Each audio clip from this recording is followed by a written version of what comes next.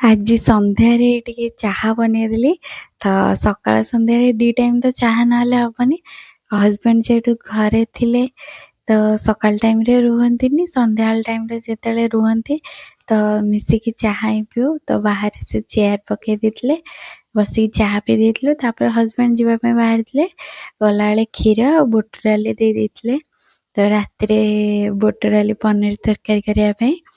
ତ ଡାଲି ଘରେ ଥିଲା କିନ୍ତୁ ବହୁତ ପୋକରା ହେଇଯାଉଛି।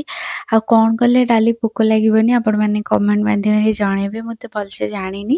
ତାପରେ ଏଠି ଡାଲିକି 2-3 ଥର ଧୋଇକି ପାଣି ଦେଇକି ତାକୁ ଭିଜିବା ପାଇଁ ରଖିଥିଲି।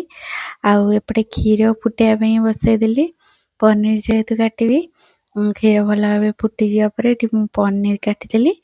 ଆଉ ଏଠି ମୁଁ ଛାଣିକି ରଖିବା ପାଇଁ ମୋ ପାଖରେ ତ ରୁମାଲ କି କିଛି ପତଳା କପଡ଼ା ନଥିଲା, ତ ମୁଁ ଏଠି ଚାହା ଛଙ୍କାରେ ଛାଣି ଦେଇଛି ଆଉ ଥଣ୍ଡା ହେବା ପାଇଁ ରଖିଦେଇଛି।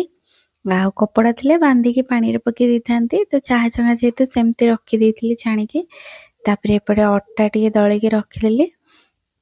ଆଉ ଆଜି ବହୁତ ଜୋରେ ଗରମ ଲାଗୁଥିଲା। ତାପରେ ପଳେଇଲି ଟିକେ ଗାଧେଇବା ପାଇଁ। ତ ଗାଧେଇକି ଆସିସାରିଲା ପରେ ଫ୍ରେଶ୍ ହେଇକି ପଳେଇ ଆସିଲି। ଆସିକି ଟିକେ ମସଲା ସବୁ ଛଡ଼େଇଦେଲି। ତ ଡାଲି ଏପଟେ ଭଲ ଭାବେ ଭିଜି ଯାଇଥିଲା, ତ ତାକୁ ଏଠି ସିଝିବା ପାଇଁ ପ୍ରେସର କୁକରରେ ଡାଲି, ଲୁଣ, ହଳଦୀ, ଆଳୁ, ଗୋଟେ ତେଜପତ୍ର ଦେଇକି ତାକୁ ବସେଇଦେଲି।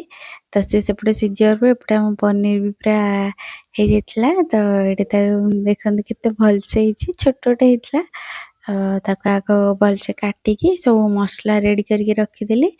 ଆଉ ତାପରେ କରେଇରେ ଟିକେ ତେଲ ଦେଇକି ଆଗ ପନିରକି ହାଲକା ଭାଜି ନେଲି। ତାପରେ ତାକୁ ଗୋଟେ ଜାଗାକୁ କାଢ଼ିକି କରେଇରେ ଚିନି ଦେଇଦେଲି। ଚିନି ପରେ ପିଆଜକୁ ଦେଇକି ଟିକେ ଭାଜିକି ଅଦା, ରସୁଣ, କଞ୍ଚା ଲଙ୍କାକୁ ଦେଇ ଦେଇଥିଲି।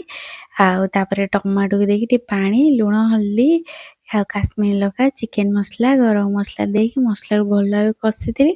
ଏପଟେ ଡାଲି ସିଝି ଯାଇଥିଲା। ତାପରେ ମସଲା ଏପଟେ ହେଇଗଲା ପରେ ଟିକେ କସ୍ତୁରୀ ମେଥି ପନିର ଦେଇକି କଷି ଦେଇଥିଲି। ତାପରେ ଡାଲିକି ଦେଇକି ଟିକେ ଫୁଟିବା ପାଇଁ ଛାଡ଼ିଦେଲି। 3-4 ମିନିଟ୍ ଫୁଟିଗଲା ପରେ ଏଠି ବୁଟ ଡାଲି ପନିର ତରକାରୀ ହେଇଗଲା। ଆଉ ତ ଆପଣମାନଙ୍କୁ ମୋ ତରକାରୀଟି କେମିତି ଲାଗିଲା କମେଣ୍ଟରେ ନିହାତି ଜଣେଇବେ। ତାପରେ ଏପଟେ ମୁଁ ରୁଟି କରିବା ପାଇଁ ଅଟା ଦଳୁଥିଲି।